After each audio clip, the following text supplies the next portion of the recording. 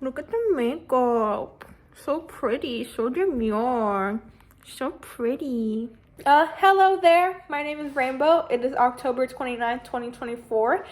And this is my second time recording this video because I tried making a little animatic animation of myself doing this, but like it didn't work because I'm not as creative as I used to be, and making backgrounds and stuff like that is hard. So I'm just gonna do a video of me just being recorded, and I'm gonna be real. You heard the title, you saw it, you heard it, you saw it, whatever, and maybe the demons heard it, maybe you heard it. I don't know what I'm saying, I'm so nervous! But, I basically do nothing all day because of invisible disabilities that I have, and the first one I want to talk about is anxiety. I've been anxious and ever since I was little. Like, I feel like I was born anxious. I was very shy when I was little, and because of that, people didn't really see my anxiety that much until later on in life. But when I was little, I was like, my anxiety was, I don't have a script for this. I'm just gonna say that right now because I just want to talk from the heart. Yeah, so when I was little, it was seen as a negative thing, as me being anxious, and that had a negative impact on me. Because I remember one time being anxious around, a few times actually, being anxious around new people, and my dad would get mad at me. But, thank God he's not in my life right now. You don't need a dad, guys. Guys, you don't need a dad. Be your own dad. Be like Steven Universe. Be your own mom. Be your own dad. Be whatever. But, oh, I'm so anxious doing this. It doesn't seem like I'm anxious, but I'm hiding it. I'm really good at hiding it. Not really. So yeah, so I was anxious when I was little, and the older I got, the worse it got. It was a struggle ever since I was in 4th grade. I would start missing school days because I felt sick. Well, I shouldn't put quotations because I did feel sick, but I didn't really know what it was. I just felt anxious all the time, and it affected me physically. So yeah, I've been out of school a lot since 4th grade, and then in middle school, I kind of figured out it was because I was anxious. I don't know how, but I figured it out. I told my friend, I was like, I miss a lot of school days because I'm anxious. And then for some reason, I kind of forgot that conversation in high school, because when I went to high school, I was like going to the doctors all the time, going to the hospital all the time because I was really anxious.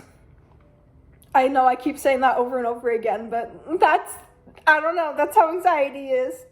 But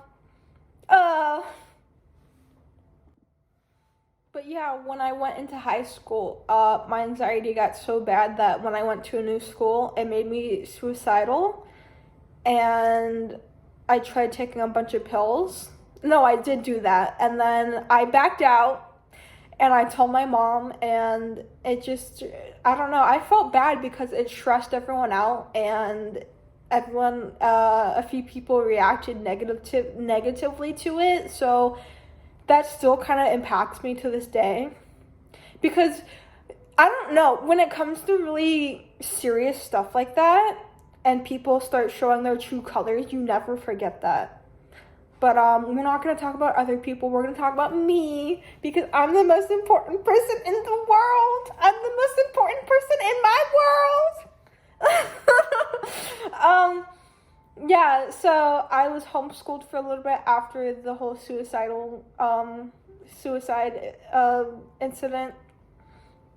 And homeschooling didn't really work because I did FLVS, which you have to do something called, I forget what it's called, but you have to call your teachers in order to like get access to the test for the subject you're working on.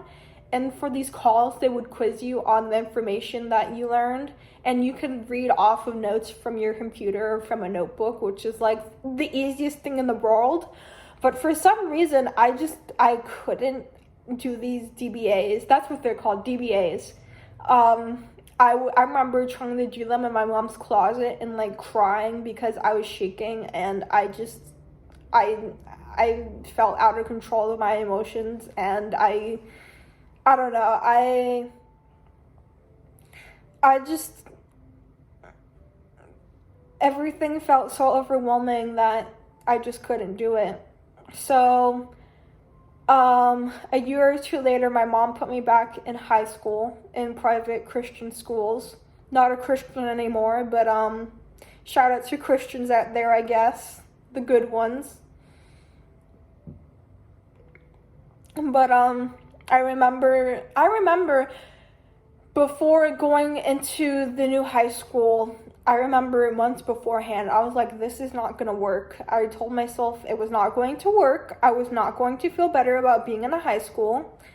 And it was just going to make me miserable every day. And I remember, my mom comforting me the week beforehand, before going into a new high school.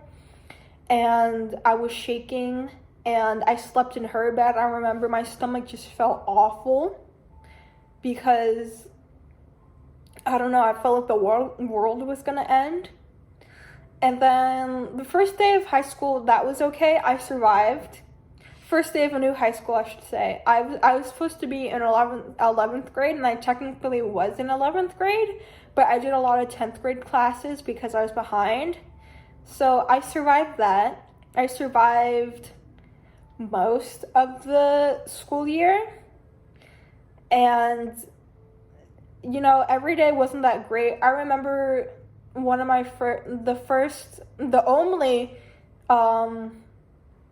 oral report I had to do in science class. I remember a few days beforehand, the principal talking to me and him saying, "Are you okay?" Because I guess in Bible class, it was noticeable that I was, like, not doing well. I was doing well in the class, like, academic-wise, but, like, emotionally, I was not. And he just, he sat me down, and he was like, "Are you okay? What's going on?" And I don't know what I told him. I forget what I told him. I probably was just like, "Oh, I'm anxious because of science class oral report," or something like that. And I remember that day I came home crying to my mom, and she's like, "Oh God, what happened? What's wrong?" And I said, "The principal talked to me, and he was asking me what's wrong." And I said, "It's because of my science class oral report." And sorry, this is probably going to be a little boring. It's just going to be me rambling, but I'm sharing this in case other people feel the same way that I do. But I remember crying to my mom, and she took me out to go shopping, because I love shopping. I love shopping. It makes me feel so much better about life. And so she took me out shopping. I got a new outfit, and I survived the oral report. It was basically me looking at, I forget what it's called. I was looking at my report on the board through the... I don't know, I was looking at my report. I didn't have to memorize anything. I just had to read the words off the board that I wrote in, I don't know, in a file. I don't know what it's called. I haven't been in school in a long time. But I survived that, and, most of that school year was filled with a lot of downs. There was only one day where I genuinely felt good. Yeah, so then COVID hit, and we had to all stay at home with our computers, and I kind of liked it.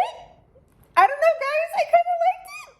Didn't like that COVID happened, but I kind of liked being at home and doing my work from home, even though most of the classes were extremely uncomfortable.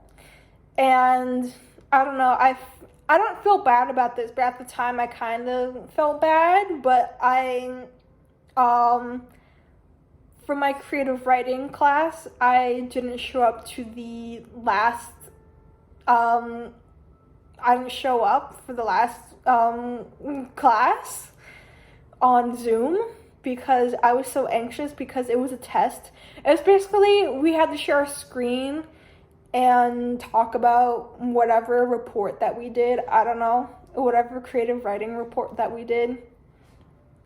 And I didn't show up to the class because I didn't do my work because I was anxious to show my screen and show my face.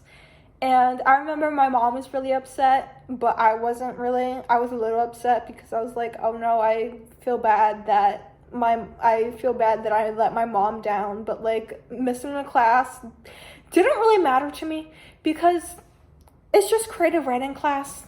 I still got a good grade somehow because I did the work. Throughout the school year, I did the work and I was present most of the time.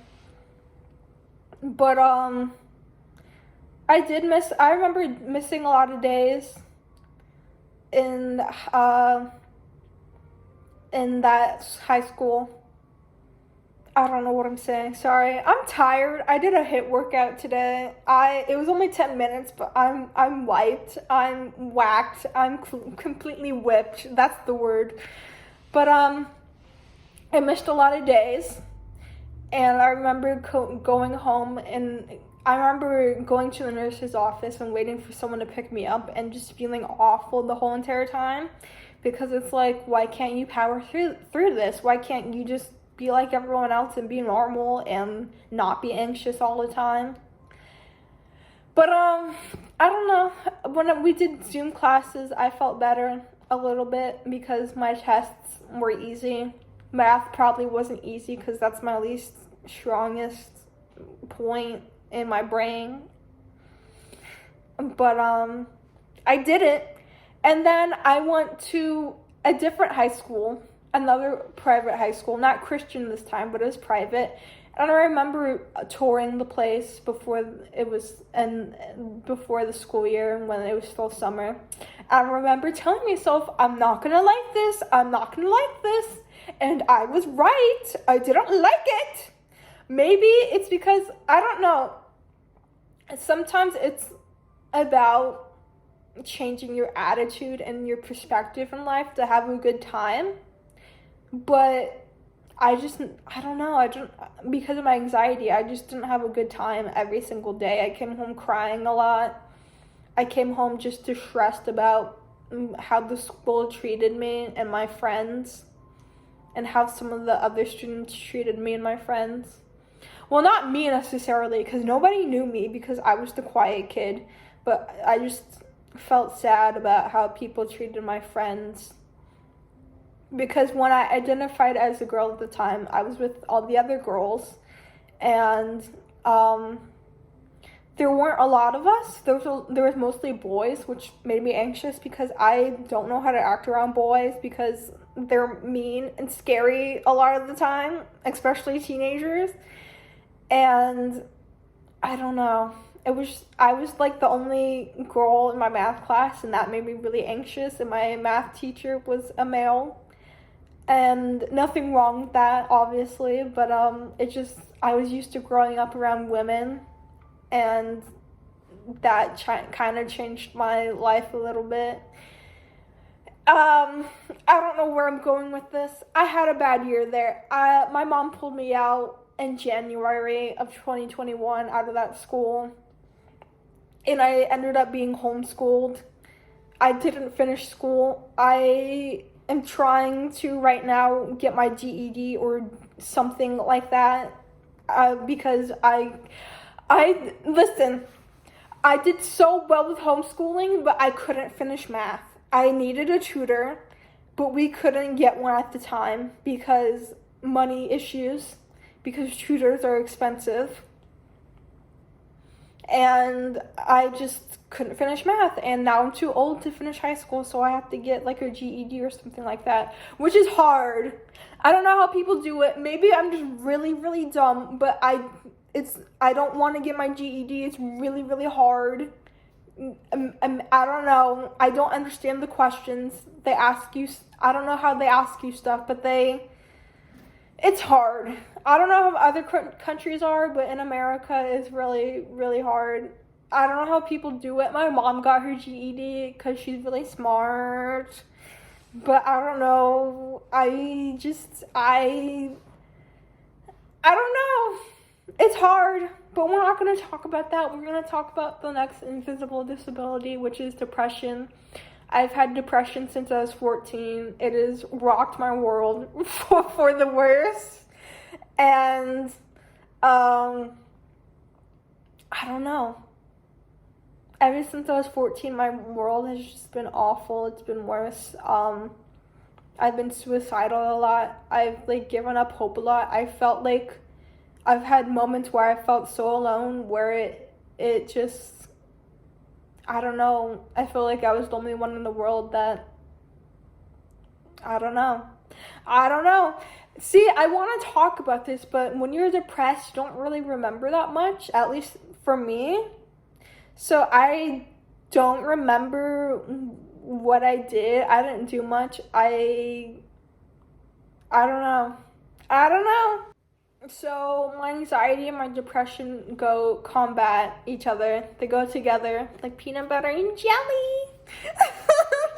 That's not funny. I don't know why I'm laughing. But when I'm anxious, my depression kicks in. And that's when I get really suicidal. Like in 2022, I wrote a book and I was like, after this book, I'm going to kill myself. I didn't, thankfully. I'm still here. But I felt so alone at the time. I was like, you know what? We're going to make this thing. After this, we're just going to die. Because I felt alone. And I felt like I couldn't do anything with my life. I felt hopeless. I felt like nothing mattered. I felt like I didn't matter most of all. And I don't know, there's not much to say about it. But I'm doing better nowadays. Even though earlier this month I was very suicidal and depressed, I'm doing better now as of today, which I'm very happy about. But our next invisible disability is autism. I got diagnosed last year, 2023, and I'm still learning a lot about it. I don't know much about it still because I don't know. I read so much information about it and then I still get confused. Like when people say, oh, autistic people experience life in a different way, in a unique way. And I'm like, okay, can you explain how? Can you explain every single detail about that? Because I don't know. It doesn't feel like I experience life in a different way, but maybe I do. I guess I do because I am autistic. But it's a disability because I have sensory issues with lights and smells and textures when it comes to food, which is why if I ever get a job, I can't work with food because I will throw up and I will have a panic attack. But I don't know. I don't know much about it. I know it disables me because when I'm too overwhelmed, my sensory issues get worse. And I was when I used to, back in my old apartment, when I used to do chores for an hour or so, I remember being so exhausted that I would have to lay down on the floor with the curtains closed, no lights, just complete silence because I just had a sensory overload.